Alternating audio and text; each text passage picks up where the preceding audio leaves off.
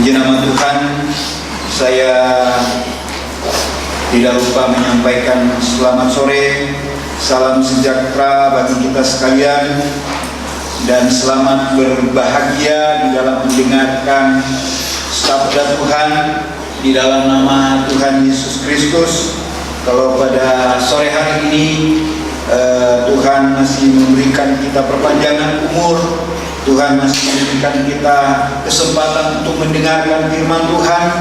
Biarlah kita memanfaatkan kesempatan ini dengan sebaik-baiknya. Sebenarnya sore hari ini, sebenarnya yang berdiri di tempat ini sebenarnya adalah Bapak Gembala, tetapi pada kesempatan yang saya kira mungkin hampir semua sidang jemaat sudah mengetahui bahwa Bapak Gembala dalam keadaan sakit. Saya memang juga terkejut karena tadi siang kira-kira pukul 12 saya memang sedang beristirahat karena kami memang sudah selesai beribadah, karena kami ibadahnya pagi dari setengah 8. Sesudah itu memang saya beristirahat karena malam-malam sebelumnya saya mempersiapkan firman sampai kemudian pagi untuk disampaikan di tengah-tengah penggembalaan di tempat kami. Dan sementara saya beristirahat tadi siang, kemudian saya menerima telepon dari Bapak Gembala meminta kepada saya kalau bisa saya untuk menggantikan beliau di dalam menyampaikan firman Tuhan pada sore hari ini. Dan saya katakan iya, memberitahukan bahwa beliau dalam waktu itu dalam perjalanan mungkin menuju ke dokter. Sesudah itu kemudian saya mempersiapkan diri untuk bisa datang ke tempat ini, dan sesudah saya mempersiapkan diri untuk bisa datang, kemudian kira-kira kurang dari jam 2 ditelepon lagi dan beliau katakan bahwa beliau sudah kembali untuk memeriksakan diri, dan hanya diberitahukan bahwa memang tensinya yang naik, tapi saat ini harus beristirahat. Dan biarlah sidang jemaat kita semua tetap mendoakan supaya Bapak Gembala bisa kembali di dalam melayani Tuhan, di dalam melayani Tuhan. Semoga kita bisa mengerti. Mari kita akan melanjutkan ibadah kita pada sore hari ini. Pada kesempatan sore hari ini saya akan mengajak kita untuk membaca di dalam Injil Matius pasal yang ke-9. Saya akan mengajak kita untuk membaca di dalam Injil Matius pasal yang ke-9, dan kita akan membaca di dalam ayat yang ke-35 dan ayat yang ke-36. Kita akan membaca ayat 35 dan ayat 36, hanya 2 ayat. Mari kita akan bacakan. Demikianlah Yesus berkeliling ke semua kota dan desa. Jadi kita lihat di sini Yesus berkeliling dari semua kota dan desa. Terus Ia mengajar dalam rumah-rumah ibadat dan memberitakan Injil Kerajaan Surga, serta meringankan segala penyakit dan kelemahan. Ya, ini kita lihat bagaimana Yesus berkeliling, kemudian dia memberitakan Injil Kerajaan Surga, kita memberitakan Injil Kerajaan Surga serta melenyapkan segala penyakit dan kelemahan. Ayat 36, melihat orang banyak itu, tergeraklah hati Yesus oleh belas kasihan kepada mereka, karena mereka lelah dan terlantar seperti domba yang tidak bergembala. Ya, terima kasih. Di sini kita melihat bagaimana di sini waktu Yesus dia berkeliling dari desa, dia berkeliling ke semua kota dan desa. Jadi kita perhatikan bahwa perhatian Tuhan bukan hanya kepada orang kota, tetapi kepada juga orang di desa. Ada perhatian dari Tuhan. Jadi Tuhan tidak membeda-bedakan siapapun, baik orang itu orang kota maupun orang desa. Oh, karena dia orang kota sehingga hanya orang kota yang diperhatikan oleh Tuhan. Oh, karena dia orang desa sehingga hanya orang desa yang diperhatikan oleh Tuhan.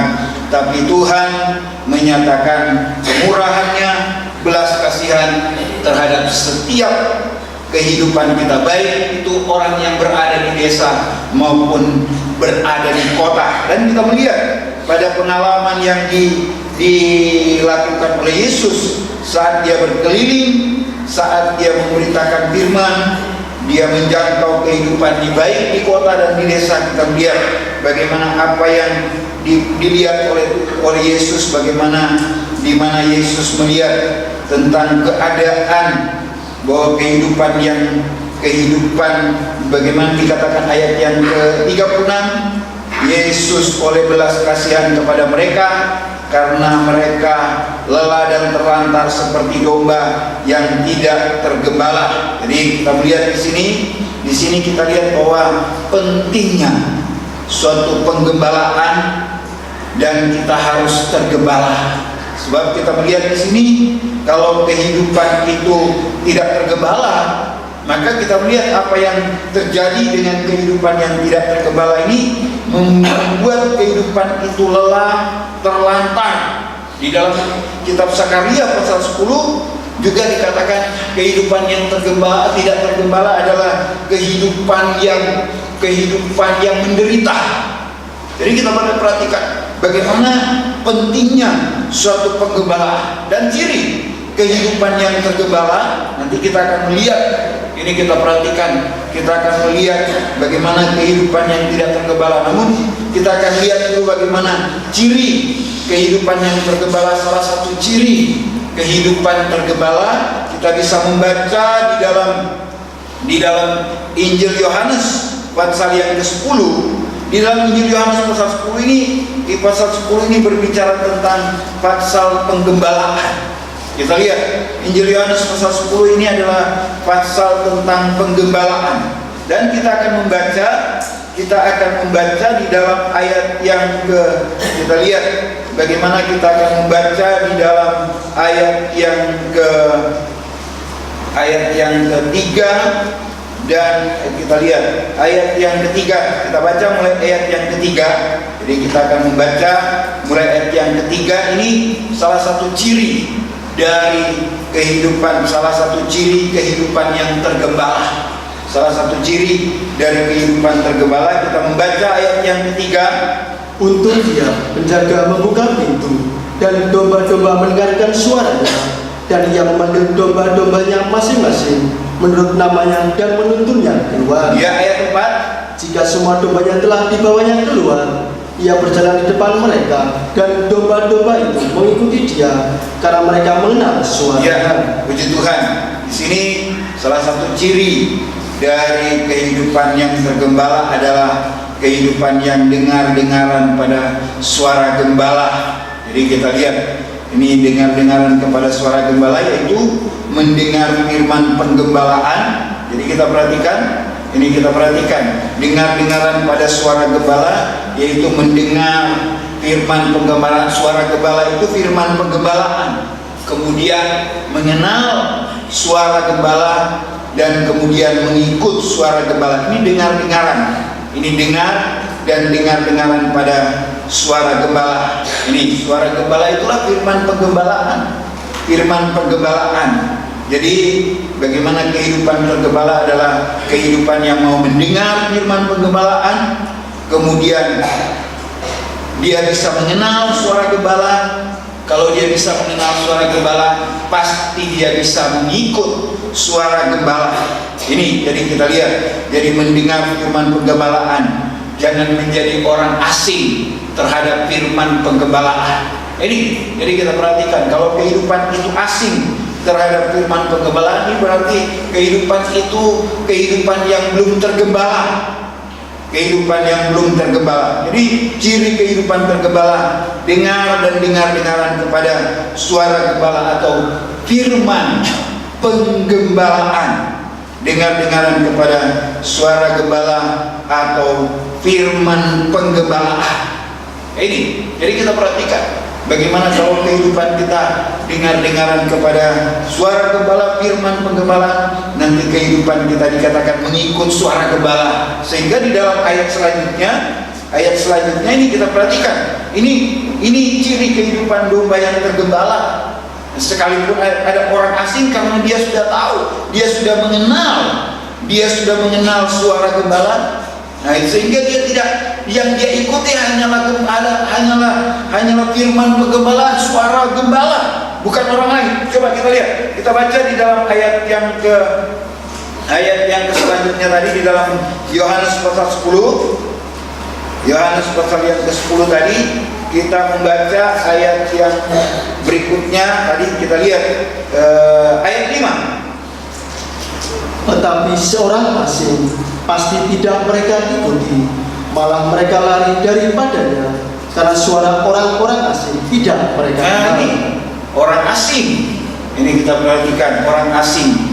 Suara orang asing ini kita lihat dia tidak akan ikuti, sebab kita lihat bagaimana dia tidak mengenal suara. Ini kita perhatikan, dia tidak mengenal suaranya. Jadi dia hanya bisa mengenal. Dia hanya bisa karena dia sudah biasa dengan kehidupan, suka mendengar suara gembala, sehingga dia bisa mengenal dan dia bisa mengikuti suara gembala. Ini suara firman penggembala. Kalau ada suara lain, ini kita lihat suara lain, ini kita perhatikan, dia tidak ikuti. Kita perhatikan, suara lain itu hanya untuk mengarahkan kepada kebinasaan. Itu suara lain. Kita perhatikan, itu suara lain adalah hanya untuk mengarahkan kehidupan itu kepada kebinasaan. Itu sebabnya kita lihat bagaimana pentingnya kehidupan kita untuk bisa tergembala, yaitu dengar dan dengar-dengaran kepada suara gembala atau firman penggembalaan. Jangan asing.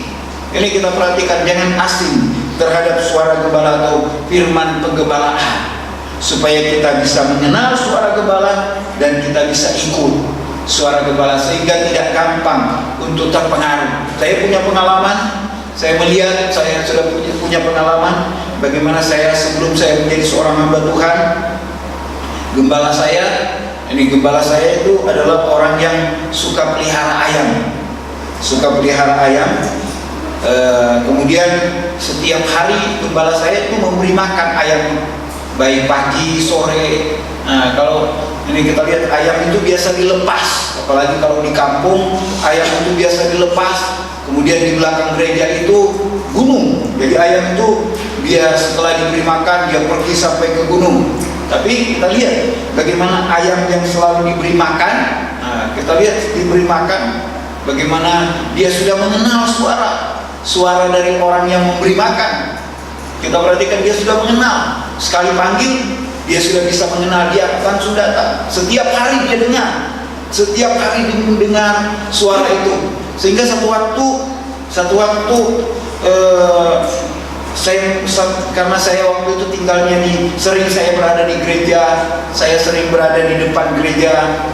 Kemudian satu waktu gembala saya ini dia datang ke Surabaya mengikuti KKR, dan waktu itu dibilang 2 minggu, dan ternyata hanya seminggu. Saya pun kaget, saya pun tidak tahu, sudah sampai di gereja saya sudah tidak tahu. Tapi waktu suaranya, belum dia panggil ayamnya, baru suaranya kedengaran. Ayam yang jauh dari gunung bisa datang, mereka bisa dengar dari suaranya saja. Nah, itulah kita lihat bagaimana kehidupan kita secara rohani pun seperti ini. Kalau kehidupan kita terbiasa dengan suara firman penggembalaan, ini yang akan membuat kehidupan kita akan bisa mengenal bahwa itu adalah suara firman penggembalaan, itu adalah suara gembala, dan membuat kita hanya bisa mengikuti suara gembala itu atau firman penggembalaan. Dan kalau kita melihat di sini bagaimana gembala itu bagaimana gembala itu dia menuntun. Nah, ini kita perhatikan bagaimana firman penggembalaan itu justru akan menuntun kehidupan kita. Bahkan kalau di dalam kita melihat bagaimana firman penggembalaan itu dia akan menuntun kehidupan kita sampai kepada kemuliaan. Nanti kita akan lihat, kita akan perhatikan lebih dahulu. Kita akan lihat, ini kita lihat bagaimana ciri dari kehidupan tergembala adalah dengar-dengaran kepada suara gembala atau firman penggembalaan. Itu salah satu ciri dari kehidupan tergembala, dengar-dengaran kepada firman penggembalaan atau suara gembala. Kalau kehidupan tidak tergembala, ini kita perhatikan, maka kehidupan itu seperti di dalam Injil Matius pasal yang kita perhatikan di dalam Injil Matius pasal yang ke-9 tadi, kita melihat ini kehidupan yang tidak tergembala akibat dari kehidupan tidak tergembala. Di sini katakan kehidupan yang tidak tergembala itu adalah kehidupan hasil dari tidak tergembala adalah hidup dalam suasana lelah. Ini di sini mereka lelah. Lelah ini artinya, ini kita perhatikan, kehidupan lelah artinya hidup dalam keadaan letih lesu dan berbeban berat. Ini kehidupan yang lelah. Kehidupan lelah artinya kehidupan yang letih lesu dan berbeban berat. Letih lesu dan berbeban berat. Jadi ini lelah, ini letih lesu dan berbeban berat, dan beban yang paling berat adalah dosa. Ini kalau kita mau kembali, kalau kita mau melihat bagaimana kita lihat bagaimana kehidupan yang tidak tergembala, yaitu kehidupan yang tidak dengar kepada suara gembala, membuat akhirnya kehidupan itu akhirnya berada pada keadaan seperti ini. Kehidupan itu menjadi letih, lesu dan berbeban berat. Di waktu Tuhan menciptakan manusia, Tuhan menaruh manusia itu di Taman Eden. Kemudian Tuhan katakan kepada manusia supaya mereka boleh makan buah pohon, semua buah pohon dalam taman boleh dimakan dengan bebas. Tuhan hanya melarang satu, buah pohon pengetahuan baik dan jahat. Tapi kita lihat apa yang dilakukan oleh manusia. Manusia tidak mau taat, manusia tidak mau dengar-dengaran kepada suara dari firman, suara dari Gembala Agung. Manusia tidak mau. Kita lihat akibatnya manusia, ketidakdengar-dengaran manusia, manusia jatuh di dalam dosa. Dan apa yang terjadi? Kita lihat, ini kita perhatikan. Akibatnya kita lihat apa yang terjadi di dalam Kejadian pasal yang ketiga. Kejadian pasal yang ketiga, ini kita akan melihat bagaimana apa yang terjadi atas kehidupan manusia yang tidak taat dengar-dengaran kepada suara gembala, tidak taat dengar-dengaran kepada firman penggembalaan. Ini kita perhatikan. Tadi saya katakan bahwa ciri dari kehidupan tergembala adalah taat dengar-dengaran kepada firman penggembalaan. Kalau sudah tidak taat dengar-dengaran kepada firman penggembalaan, membuat kehidupan itu menjadi tidak tergembala dan hasilnya lelah. Ini yang pertama tadi, lelah. Mari kita perhatikan. Kita membaca di dalam kitab Kejadian pasal yang ketiga. Nah, sebab kitab Kejadian pasal yang ketiga ini tentang kejatuhan manusia karena tidak taat kepada firman. Jadi kita lihat tidak taat kepada firman, sehingga manusia itu jatuh dalam dosa. Mari kita akan membaca di dalam ayat yang ke-14. Kita akan membaca di dalam ayat yang bagaimana Tuhan katakan karena manusia itu jatuh dalam dosa, bagaimana akibatnya. Kita lihat apa yang terjadi. Manusia harus hidup dalam berjeri lelah. Ini kita lihat, manusia akan hidup dalam berjeri lelah. Ini akibatnya hidup dalam berjeri lelah. Harusnya kalau manusia taat dengar-dengaran, manusia tidak perlu mengalami hal seperti ini. Tapi ketidakdengar-dengaran ini. Jadi kita lihat, kita akan membaca ayat yang kita akan membaca bagaimana kita lihat apa yang terjadi ke atas kehidupan manusia. Ini kita akan membaca di dalam ayat yang ke-17. Lalu firman-Nya kepada manusia itu, karena engkau mendengarkan perkataan istrimu, terus dan memakan dari buah pohon yang telah kuperintahkan kepadamu, jangan makan daripadanya, maka terkutuklah tanah kanan engkau. Dengan bersusah payah engkau akan mencari rezekimu dari tanah seumur hidupmu. semak duri dan rumput dari yang akan dihasilkannya bagimu, dan tumbuh-tumbuhan di padang akan menjadi makanan. Ya, terima kasih. Jadi kita lihat di sini, kita lihat akibat dari ketidakdengar-dengaran kepada suara gembala, suara firman penggembalaan. Ini kita perhatikan, ini akibatnya manusia itu harus bersusah payah. Dikatakan mereka akan mencari rezeki dari tanah seumur hidup. Nah ini, sehingga yang karena bersusah payah, akibatnya hasilnya adalah hidup itu hidup dalam suasana lelah. Ini kita lihat, lelah, hidup dalam letih lesu, berbeban berat. Ini yang pertama. Jadi kita lihat, ini kita kalau kehidupan itu tidak tergembala. Ini kita lihat, kalau kehidupan itu tidak dengar-dengaran kepada suara gembala, firman penggembalaan, berarti kehidupan itu tidak tergembala. Dan hasilnya kehidupan pertama, kehidupan yang tidak tergembala, hidupnya dalam keadaan lelah atau hidup dalam letih lesu dan berbeban berat. Dan beban yang paling berat itulah beban dosa. Jadi kita lihat, beban dosa ini, itulah beban yang paling berat, adalah beban dosa. Karena ketidakdengar-dengaran, sehingga manusia harus mengalami hidup dalam letih lesu dan berbeban berat. Ini yang pertama. Ini kalau kehidupan tidak tergembala. Kemudian kedua, kita kembali di dalam Injil Matius pasal 9 tadi.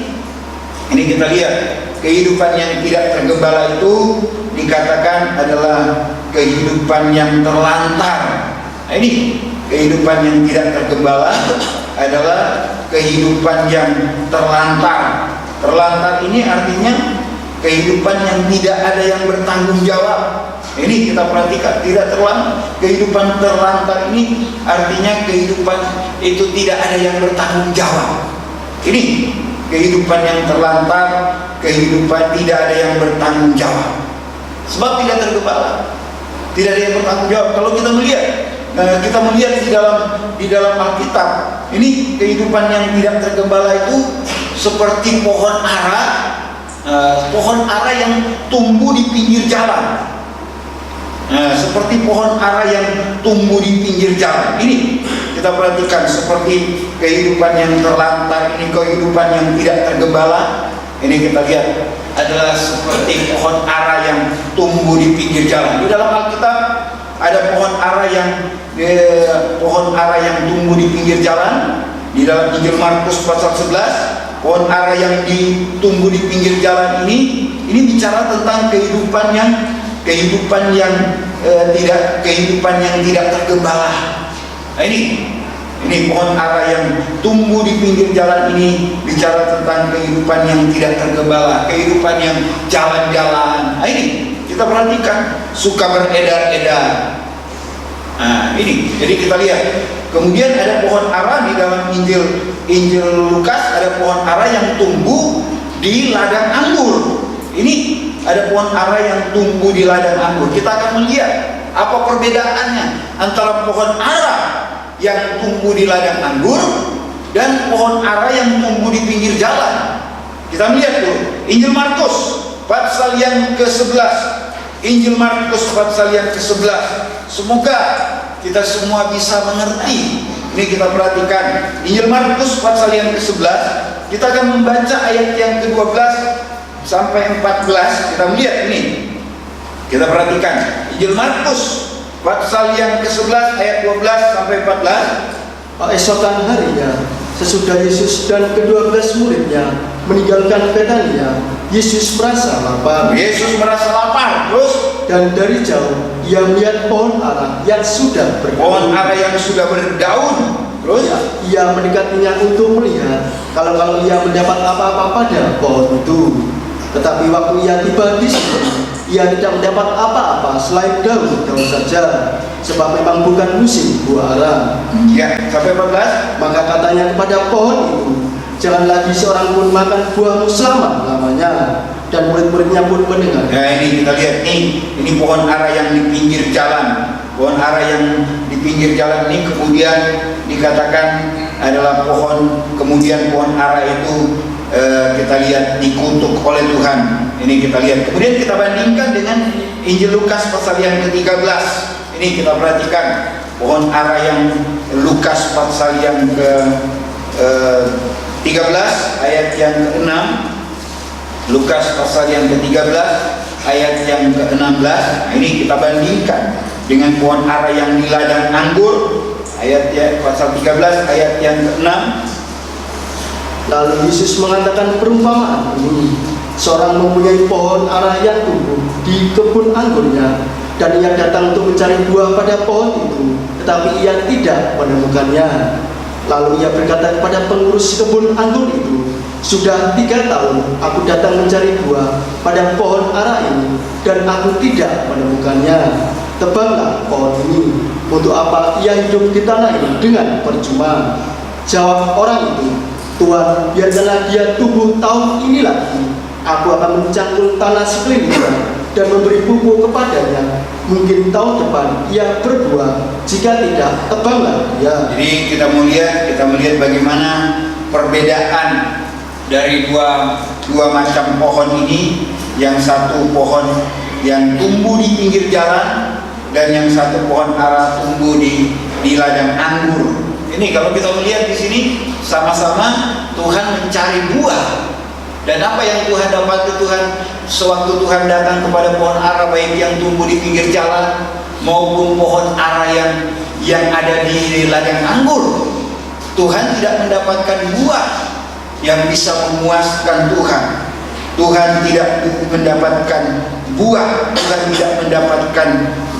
tidak mendapati pohon ara itu bisa menghasilkan, bisa memberikan buah kepada Tuhan untuk bisa melihat. Namun kita melihat apa yang dalam perbedaan dari pohon yang di tepi jalan dan pohon ara yang di ladang anggur ini. Kalau kita lihat bahwa pohon ara yang di tepi jalan ini langsung dikutuk oleh Tuhan.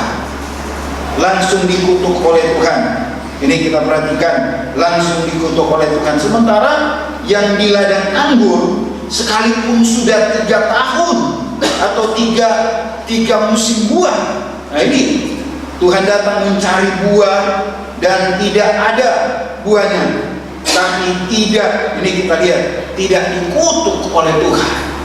Tidak dikutuk oleh Tuhan. Kenapa? Kita melihat pohon ara di tepi jalan, ini bicara tadi sudah saya katakan, ini bicara tentang kehidupan yang tidak tergembala. Ini kita lihat kehidupan yang jalan-jalan, kehidupan yang beredar-edar. Sekalipun daunnya lebat, ini kita perhatikan.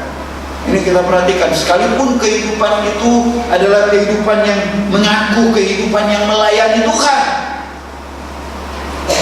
Ini mungkin hebat di dalam pelayanannya Tuhan, hebat di dalam pelayanannya, tapi tidak tergembala. Maka kehidupan itu, ini kita perhatikan, tidak ada pembelaan. Jadi kita lihat tadi terlantar itu tidak. Ini kita perhatikan bahwa tadi dikatakan terlantar berarti tidak ada yang bertanggung jawab. Ini tidak ada yang bertanggung jawab. Kalau pohon ara yang tumbuh di ladang anggur, pohon ara yang tumbuh di ladang anggur ini bicara tentang kehidupan yang tergembala. Ini tidak langsung dikutuk, oleh pemiliknya, sebab tidak langsung dikutuk oleh Tuhan. Sebab pemilik ladang itu, kalau kita melihat pemilik ladang itu sudah minta untuk ditebang, tapi penjaga kebun anggur ini katakan berikan kesempatan. Ini kita lihat penjaga kebun anggur ini kita lihat bicara tentang gembala. Ini kita lihat, itu sebabnya saya katakan pentingnya. Ini kita lihat pentingnya penggembalaan, pentingnya kehidupan kita tergembala. Kalau kehidupan kita tergembala, maka ada yang bertanggung jawab. Ada yang bertanggung jawab atas kehidupan kita. Ini, jadi kita perhatikan, itulah pentingnya kalau kehidupan kita tergembala. Ada yang bertanggung jawab. Ini tadi di dalam Injil Matius, ini kehidupan yang terlantar berarti tidak ada yang bertanggung jawab. Tidak ada yang bertanggung jawab. Kehidupan tidak tergembala, terlantar, tidak ada yang bisa bertanggung jawab atas kehidupan semacam ini. Tapi kalau kehidupan itu tergembala, mungkin kehidupan itu belum memuaskan Tuhan. Mungkin kehidupan itu belum memuaskan Tuhan, tetapi kita lihat bagaimana selama kehidupan itu tergembala, maka kehidupan ini kehidupan itu masih ada pembelaan dari gembala. Masih ada pembelaan dari gembala, masih diberikan kesempatan. Masih diberikan kesempatan. Bagaimana gembala itu?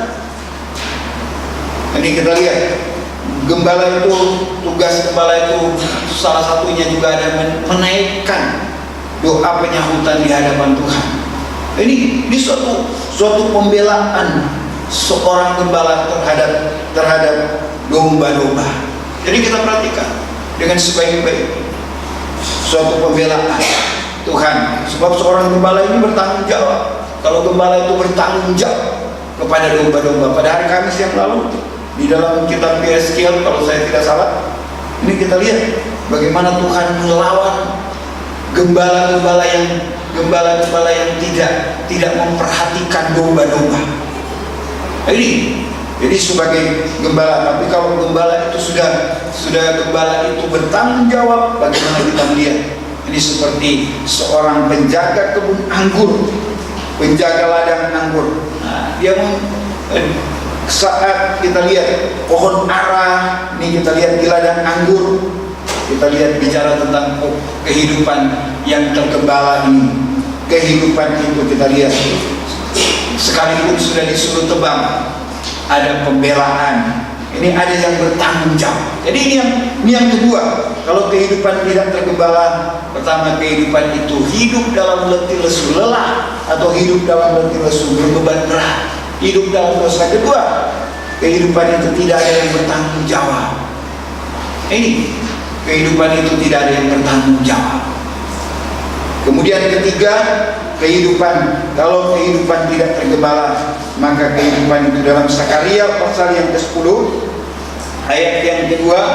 Sakaria pasal 10 ayat yang kedua. Sakaria pasal 10 ayat yang kedua.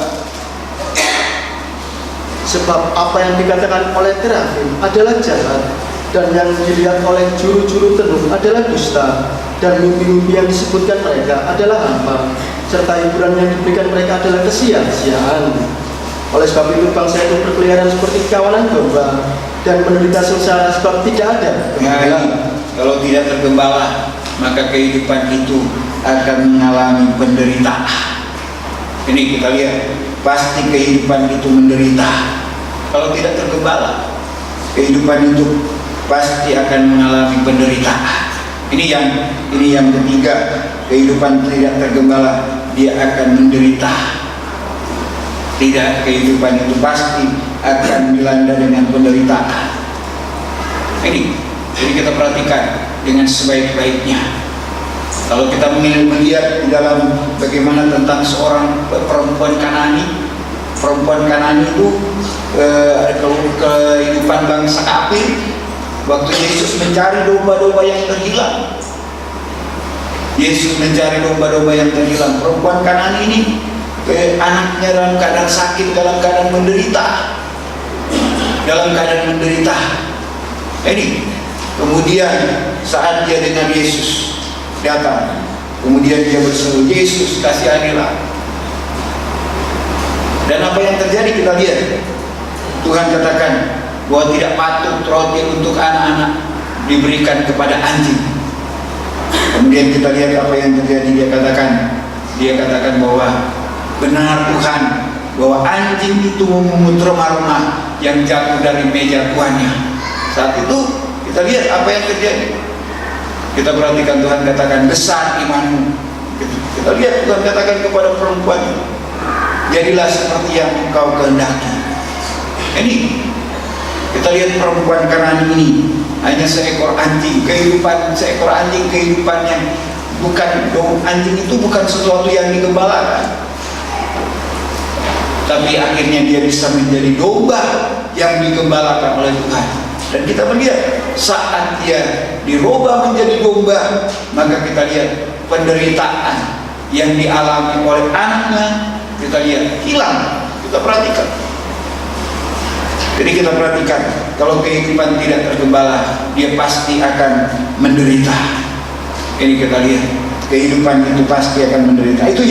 Itu yang ketiga adalah kehidupan tidak tergembala, kehidupan yang menderita. Ini semoga kita dapat mengerti, semoga kita bisa mengerti. Jadi kita lihat bahwa tergembala itu adalah kehidupan yang taat dengar-dengaran kepada firman penggembalaan, kehidupan yang suka dengar kepada firman penggembalaan, sehingga kehidupan itu bisa mengenal suara gembala dan bisa mengikuti, sehingga tidak gampang untuk disesatkan, kalau kehidupan itu tergembala. Jadi kita lihat kehidupan yang tergembala. Dan kalau kehidupan tergembala, maka domba yang tergembala, maka kebutuhan domba juga akan dipenuhi.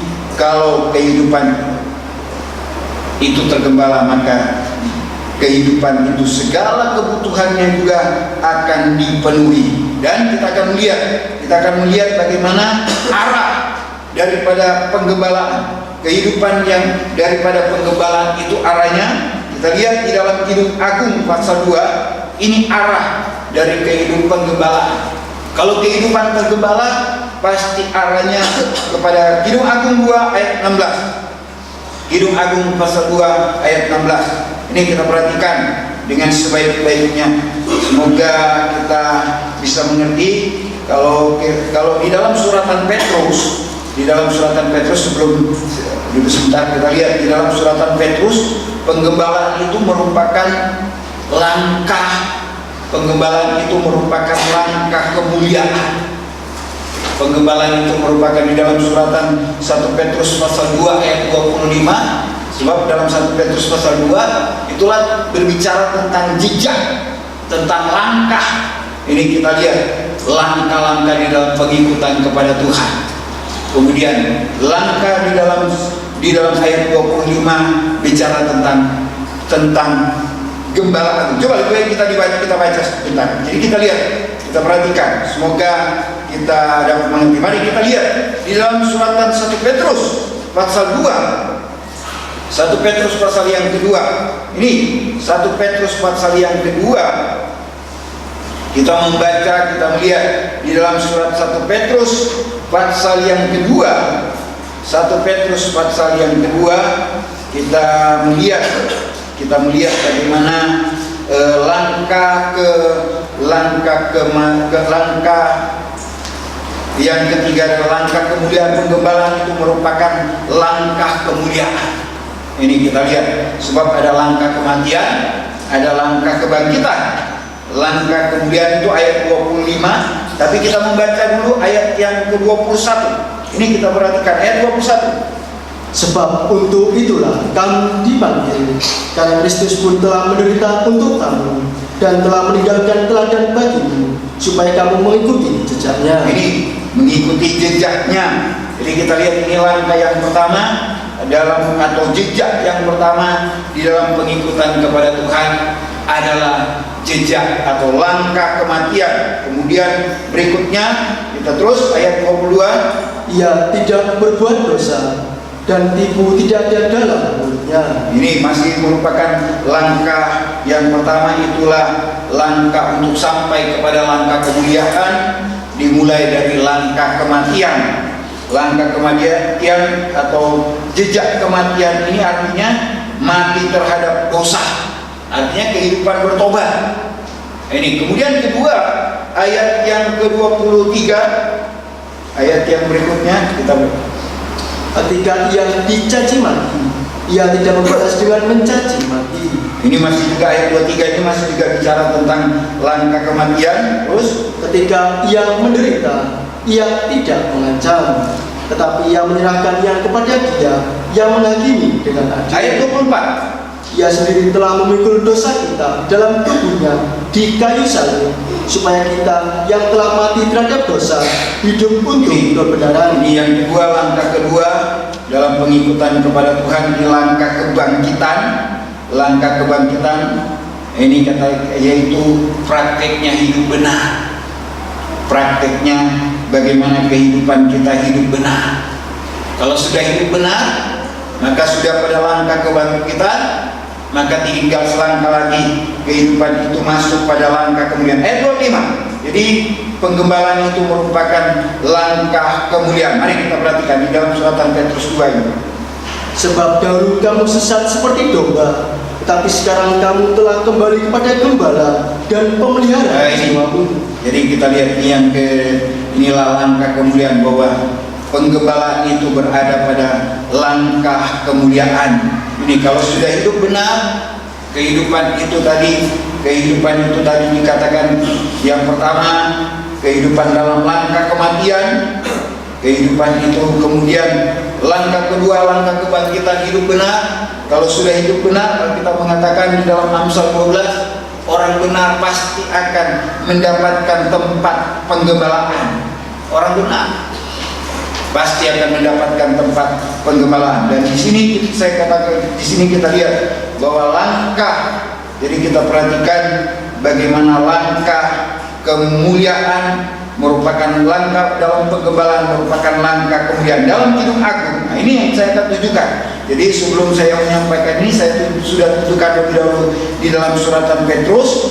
Kita lihat Kidung Agung pasal 2 ayat 16. Ini arah penggembalaan adalah membawa domba. Ini kita lihat, membawa domba kepada kemuliaan, sampai kepada kemuliaan mempelai. Jadi kita melihat Kidung Agung. Mari kita lihat di dalam Kidung Agung.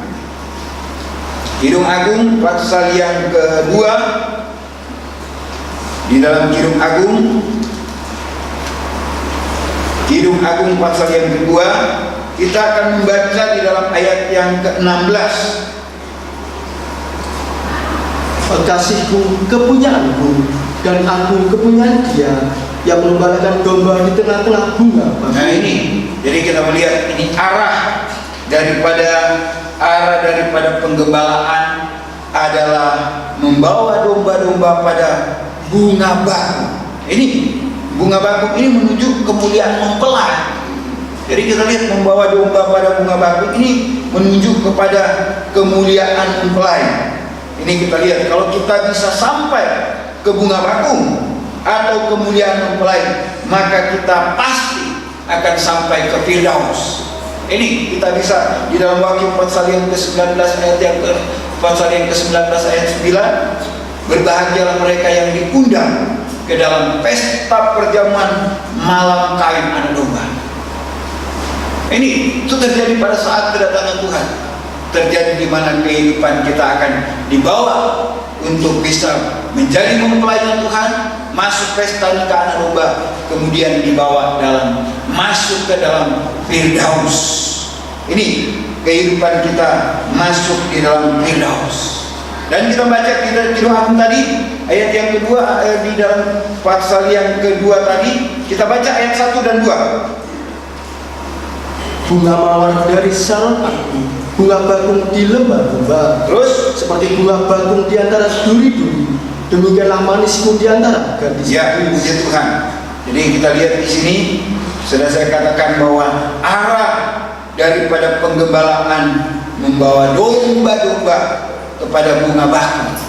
Ini kalau kita tergembala, yaitu sampai kepada kemuliaan mempelai. Sampai kehidupan kita bisa masuk pesta nikah anak domba, sampai masuk Firdaus, bahkan juga sampai masuk ke Yerusalem yang baru. Dan di sini kalau kita melihat bagaimana posisi bunga bakung ini, kita lihat posisi daripada bunga bakung ini, kita lihat dikatakan bahwa bunga bakung ini di lembah. Ini lembah ini sesuatu yang tidak menonjol. Ini kita perhatikan posisi dari bunga bakung ini adalah dia berada di lembah. Ini kita lihat dia berada di lembah. Ini berbeda kalau di gunung, di tempat yang tinggi, tapi ini lembah. Ini di tempat yang kita lihat tempat yang di bawah. Ini dan Yesus bagaimana di dalam Alkitab, bagaimana Alkitab mengatakan di dalam Efesus, Yesus dia lebih dahulu turun sampai ke dalam, dia sudah turun sampai ke dunia paling bawah. Artinya dia sudah turun sampai ke lembah.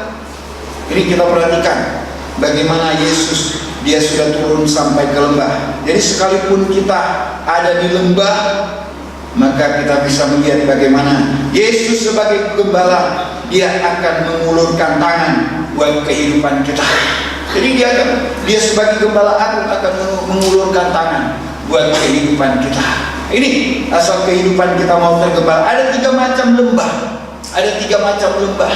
Dia bagaimana sebagai gembala agung, dia menjangkau kehidupan gereja, kehidupan kita di dalam lembah. Ada 3 macam lembah.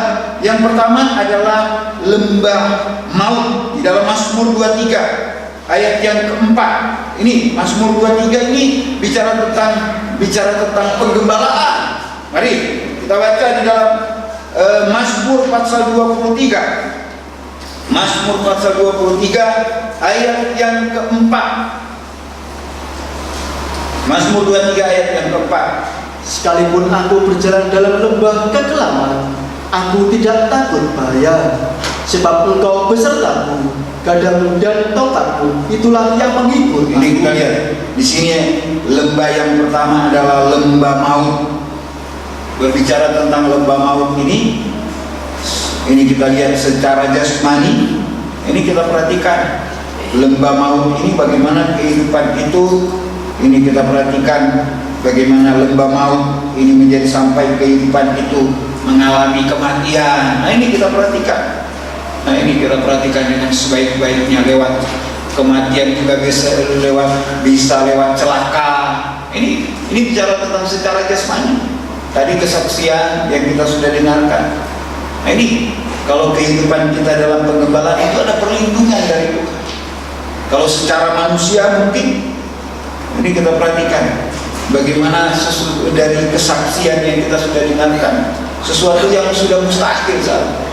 Tapi kita lihat bagaimana gembala agung itu, dia mampu untuk menolong, sebab dia juga sudah turun sampai kepada lembah maut. Jadi kita lihat dia sudah turun ke dunia paling bawah. Ini kita perhatikan, dia sudah turun ke dunia paling bawah untuk menolong kehidupan kita. Ini lembah maut ya, secara jasmani, lewat kita perhatikan lewat kecelakaan kemudian mengakibatkan kematian. Kalau di dalam kitab Wahyu pasal yang ke-6 itu merupakan tampilnya kuda hijau kuning. Kita perhatikan tampilnya kuda hijau kuning atau kuda kelabu, yang Alkitab katakan penunggang dari kuda kelabu itu adalah maut. Penunggang kuda kelabu itu adalah maut. Di dalam kitab Wahyu pasal yang ke-6 bagaimana maut itu bekerja lewat pedang, bagaimana maut itu bekerja lewat penyakit sampar, lewat penyakit yang menular. Kemudian bagaimana penyakit maut itu juga kita perhatikan dia bekerja dengan lewat binatang buas. Lewat binatang buas. Binatang buas itu bukan hanya sekedar harimau, singa, ular, tapi binatang buas juga bisa merupakan binatang yang kecil, sangat kecil yang tidak dilihat oleh mata, tapi bisa membawa maut. Ini kita perhatikan. Ini tampilnya di dalam kitab Wahyu, tampilnya kuda hijau kuning atau kuda kelabu. Ini kita perhatikan bagaimana penunggangnya membawa maut. Tapi kita perhatikan kalau kehidupan itu tergembala, maka kita perhatikan ada perlindungan Tuhan atas kehidupan yang tergembala itu dari maut. Kemudian maut dalam pengertian lembah maut. Jadi maut secara rohani yaitu hidup dalam dosa. Itulah maut secara rohani, hidup dalam dosa, yaitu sampai kepada dosa-dosa yang Alkitab katakan dosa, yaitu dosa yang akan memuncak di akhir zaman, yaitu dosa makan minum dan dosa kawin mengawinkan, yang membawa kehidupan itu benar-benar kepada penghukuman dari Tuhan. Jadi Tuhan turun ke lembah maut untuk menolong kita. Itulah kemurahan, itulah kemurahan dan kebaikan Tuhan untuk kehidupan yang tergembala. Jadi kita lihat ini lembah yang pertama adalah lembah maut. Lembah maut. Dia sebagai gembala, dia mau turun untuk menolong atas kehidupan yang tergembala. Sekalipun kehidupan itu berada di dalam lembah maut. Ini kita perhatikan. Kemudian yang kedua, lembah yang kedua adalah lembah Akor. Itu di dalam Yosua pasal yang ke-7. Di dalam Yosua pasal 7, lembah Akor itu adalah lembah kesukaran. Ini kita perhatikan, lembah Akor adalah lembah kesukaran. Kita perhatikan bagaimana kesukaran itu terjadi di bidang apa saja. Kita lihat, dan itu kita perhatikan, ini terjadi, kita perhatikan lembah Akor ini kita perhatikan, ini dialami oleh Akan. Akan ini adalah salah satu, adalah orang Israel yang kita perhatikan yang berperang, ikut berperang untuk melawan orang. Kita lihat di dalam bagaimana mereka sudah melawan Jericho. Sebenarnya sudah diingatkan supaya tidak boleh mengambil, supaya mereka tidak boleh mengambil segala sesuatu yang dikhususkan, barang-barang yang dikhususkan. Tapi Akan ini tidak dengar-dengaran, tidak dengar-dengaran kepada firman, tidak dengar-dengaran kepada suara gembala. Ini, jadi kita perhatikan, kalau kita menghadapi kesulitan-kesulitan, menghadapi kesukaran-kesukaran, kita perhatikan, biarlah kita diingatkan oleh Tuhan. Mungkin kehidupan kita, kehidupan yang belum tergembala karena tidak dengar-dengaran kepada suara gembala. Kalau kita melihat, justru terakhir kalau kita di dalam kitab Yosua, bagaimana apa yang terjadi, justru ini terjadi di saat bangsa Israel sudah masuk ke negeri Kanaan. Bicara masuk ke negeri Kanaan ini bicara tentang kegerakan Roh Kudus hujan akhir.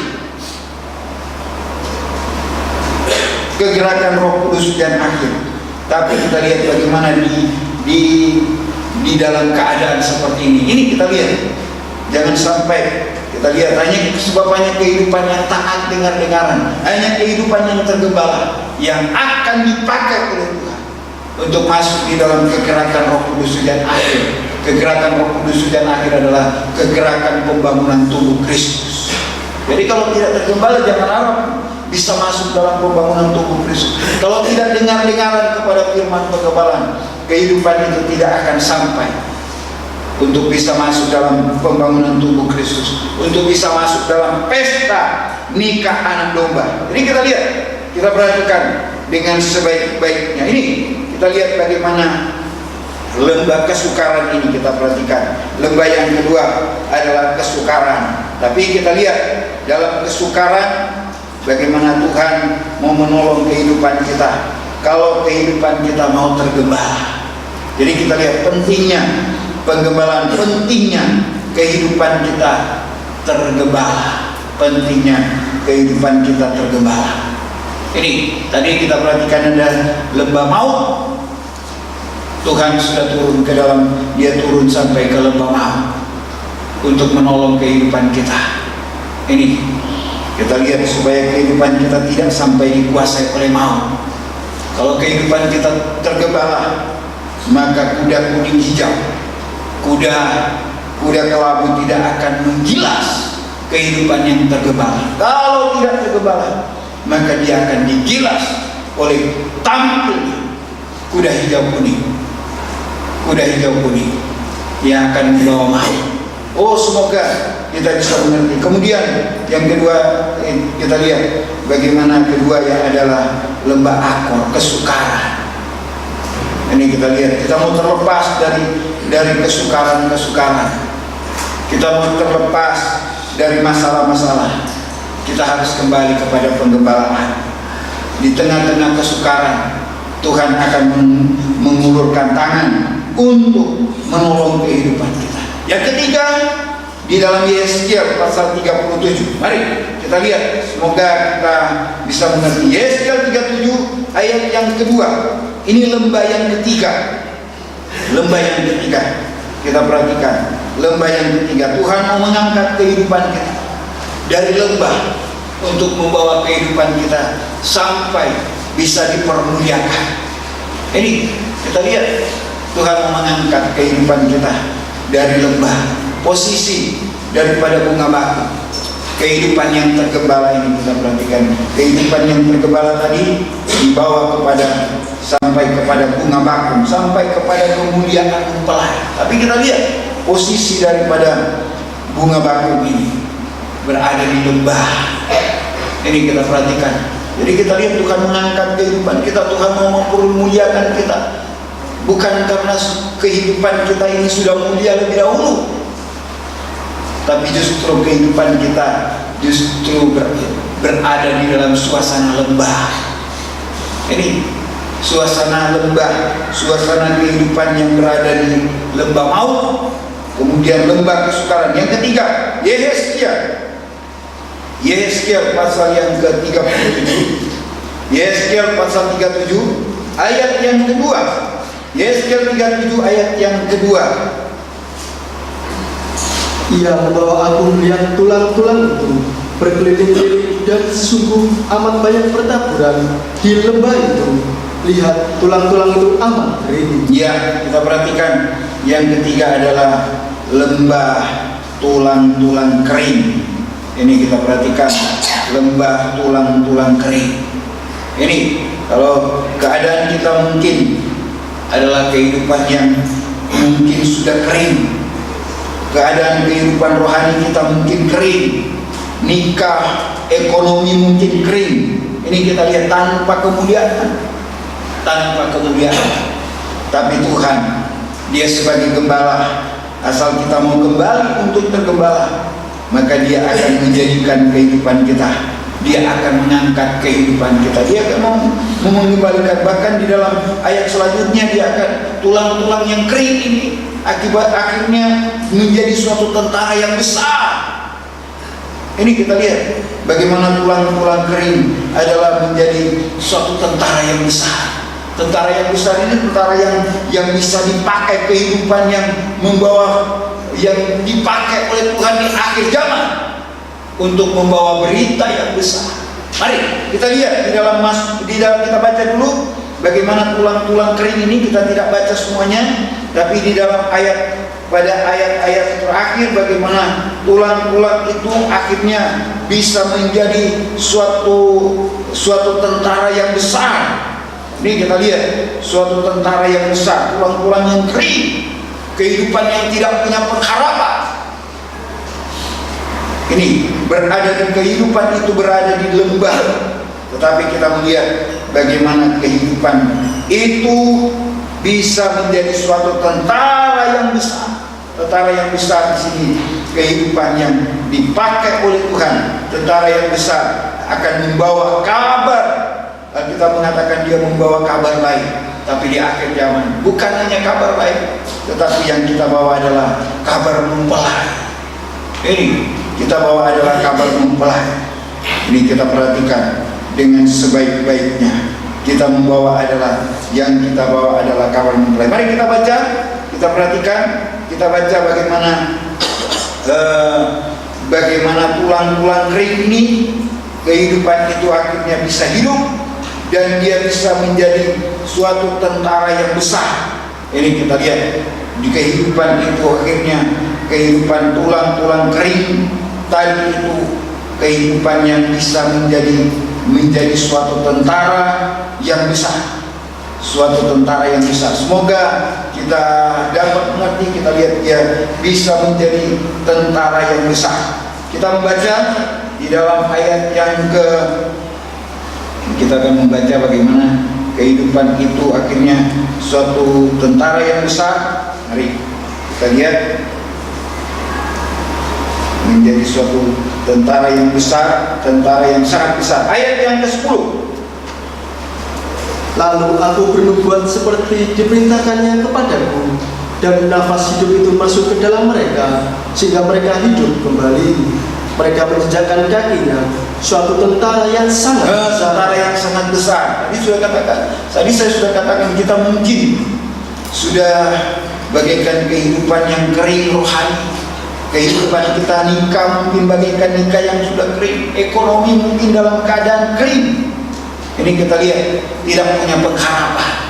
Tapi malam ini Dia sebagai gembala yang agung, Dia gembala mampu untuk mengulurkan tangan untuk menolong kehidupan yang sudah kering.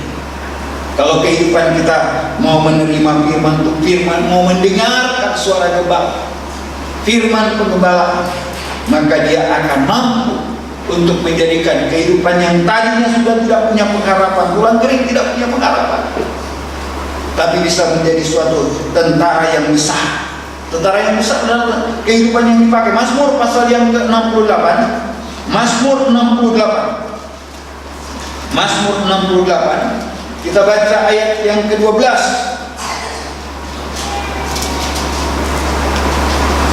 Tuhan menyampaikan sabda, orang-orang yang membawa kabar baik itu merupakan tentara Nah, yang ini besar. orang yang membawa kabar baik itu adalah tentara yang besar. Jadi kita perhatikan, Rasul Paulus, dia dipakai oleh Tuhan. Rasul Paulus adalah seorang yang dipakai di dalam memberitakan firman pengajaran, membawa tentang kabar mempelai. Sekalipun Rasul Paulus adalah seorang yang tidak menikah, tapi bisa dipakai oleh Tuhan untuk memberitakan tentang kabar mempelai atau firman pengajaran. Dia bukan orang yang baik, tadinya bukanlah orang yang baik. Jadi tidak ada yang mustahil buat kehidupan kita. Sekalipun Rasul Paulus katakan, dari semua orang berdosa, akulah yang paling berdosa. Tapi orang berdosa, siapapun kehidupan itu bisa dipakai oleh Tuhan. Kehidupan itu bisa menjadi tentara yang besar, yang bisa membawa berita yang besar. Di sini kalau kita lihat, tentara besar itu, tentara yang besar adalah orang yang membawa kabar baik. Tapi di akhir zaman, tentara yang besar adalah kehidupan yang membawa kabar mempelai. Bukan membawa kabar mempelai, membawa kabar mempelai, firman pengajaran. Ini kita perhatikan dengan sebaik-baiknya. Ini memberitakan berita kabar mempelai, firman pengajaran. Jadi siapapun kehidupan itu bisa dipakai. Rasul Paulus, kita lihat, tadinya dia adalah seorang pembunuh. Kita perhatikan, dia adalah orang yang suka mengejar orang-orang yang percaya kepada Tuhan. Di dalam kisah Rasul, bagaimana Rasul Paulus dia meminta surat supaya dia punya alasan untuk bisa membunuh. Tapi kita perhatikan bagaimana Rasul Paulus itu dia bisa ditangkap oleh Tuhan. Kita perhatikan di tengah jalan, kemudian dia menjadi buta selama 3 hari. Tuhan menyuruh Ananias supaya mendoakan. Ananias pun tidak percaya, sebab Ananias tahu bagaimana Rasul Paulus ini, dia waktu namanya masih Saul, Ananias tahu. Tapi Tuhan katakan bahwa dia akan menjadi alat pilihan bagiku. Itu di dalam Kisah Rasul pasal 9. Tuhan katakan kepada Ananias bahwa dia akan menjadi alat pilihan bagiku. Ini alat pilihan itu adalah di dalam surat Timotius. Alat pilihan itu adalah kehidupan. Kita perhatikan kehidupan yang dipakai untuk memuliakan Tuhan, bagaikan perabot rumah yang dipakai ini untuk maksud yang mulia. Alat pilihan. Jadi kita perhatikan Rasul Paulus, dia bisa menjadi alat pilihan, dia bisa menjadi tentara yang besar yang dipakai oleh Tuhan untuk memuliakan Tuhan, untuk membawa berita yang besar. Jadi kita perhatikan, kalau kita melihat bagaimana keadaan kita perhatikan dengan sebaik-baiknya. Jadi apapun keadaan kita, kalau kita mau kehidupan kita mau tergembala, kehidupan kita mau dengar-dengar kepada suara gembala, tidak ada yang mustahil bagi Tuhan. Tuhan mampu untuk menjadikan kehidupan kita menjadi tentara yang besar, kehidupan yang bisa dipakai untuk memuliakan Tuhan, untuk kemuliaan nama Tuhan, untuk kemuliaan nama Tuhan. Coba kita lihat di dalam 2 Timotius pasal yang kedua. 2 Timotius pasal yang kedua. 2 2 Timotius pasal 2 ayat yang ke-20. Dalam rumah yang besar, Dalam rumah yang besar, bukan hanya terdapat perabot dari emas dan perak, terus melainkan juga dari kayu dan tanah. Yang pertama dipakai untuk maksud yang mulia, dan yang terakhir untuk maksud yang kurang mulia. jadi kita lihat yang dipakai untuk maksud yang mulia. Ini kita perhatikan nih di dalam Kisah Rasul pasal 9, Tuhan katakan Rasul Paulus, Tuhan katakan kepada Ananias bahwa dia menjadi alat pilihan. Alat pilihan ini bagaikan di sini dikatakan bagaikan perabot rumah untuk maksud yang mulia. Itu alat pilihan. Bagaikan perabot rumah untuk maksud yang mulia. Kehidupan yang bisa mempermuliakan Tuhan. Kehidupan yang bisa mempermuliakan Tuhan. Yang terutama bagaimana kita harus dengar-dengaran atau taat dengar-dengaran kepada firman penggembalaan. Kehidupan tergembala, kehidupan itu yang akan dipakai oleh Tuhan. Kalau tidak tergembala, kehidupan itu tidak akan pernah bisa dipakai oleh Tuhan. Sebab Tuhan mengorbitkan kehidupan kita dari penggembalaan. Dari penggembalaan, di situ Tuhan akan mengangkat kehidupan kita. Kalau kehidupan kita ada di dalam penggembalaan, kita taat dengar-dengaran kepada firman penggembalaan. Di dalam suratan Petrus, kalau saya tidak salah, kalau kita taat kepada firman, kita mengalami penyucian. Jadi kehidupan yang taat dengar-dengaran, kehidupan yang mendengar suara gembala, kemudian mengenal dan mengikut suara gembala, dia juga mengalami penyucian. Itulah kehidupan yang dipakai oleh Tuhan. Itu sebabnya di dalam 2 Timotius, syarat kehidupan menjadi perabot yang mulia adalah kehidupan yang menyucikan diri dari hal-hal yang jahat. Ini, coba baca ayat 21. 2 Timotius 2 ayat 21. Jika seorang menyucikan dirinya dari hal-hal yang jahat, ia akan menjadi perabot rumah untuk maksud yang mulia, yang dikuduskan, dipandang layak untuk dipakai tuannya, dan disediakan untuk setiap pekerjaan yang mulia. Semoga kita bisa mengerti. Jadi kita lihat bagaimana penggembalaan itu. Kalau di dalam tabernakel, penggembalaan itu adalah berada di ruangan suci. Dalam tabernakel, penggembalaan itu adalah di dalam ruangan suci. Bagaimana ruangan suci ini bicara tentang kesucian. Kalau kita berada di dalam penggembalaan, berarti Tuhan sedang mengerjakan penyucian di dalam kehidupan kita. Sebab Tuhan mau memakai kehidupan kita untuk bisa menjadi perabot yang mulia, yang dikatakan dipakai untuk maksud yang mulia, untuk mempermuliakan Tuhan. Seperti Rasul Paulus, dia dipakai oleh Tuhan untuk menjadi perabot yang mulia, yang bisa memuliakan Tuhan. Dia adalah orang yang paling berdosa, tapi dia katakan dia mendapatkan kemurahan. Bagaimana Rasul Paulus? Dia paling berdosa, tapi dia tidak mempertahankan dosanya, tapi dia rela untuk disucikan. Dia rela untuk disucikan. Kalau kehidupan kita tergembala, maka kehidupan kita pasti akan disucikan oleh Tuhan. Pasti akan mengalami penyucian, dan kehidupan kita akan menjadi kehidupan yang dipakai oleh Tuhan. Tadi dikatakan kehidupan itu akan menjadi tentara yang besar. Kehidupan itu akan menjadi perabot rumah untuk maksud yang mulia. Oh, semoga kita bisa mengerti. Semoga kita bisa mengerti. Jadi kita lihat bagaimana pentingnya penggembalaan. Tapi kalau tidak tergembala, yang ada hanyalah kehidupan itu lelah, hidup dalam keadaan letih lesu, berbeban berat. Kemudian kedua, tidak ada yang bertanggung jawab. Seperti pohon ara di pinggir jalan, tidak ada yang bertanggung jawab. Saat Tuhan katakan mati, ya mati sudah. Kalau dia tergembala, bagaikan pohon ara di ladang anggur. Tuhan katakan tebang saja, sudah tiga musim, aku tidak mendapatkan buah. Gembala itu membela, berikan dia kesempatan, berikan kesempatan. Nanti aku akan mencampur dan akan memberi pupuk.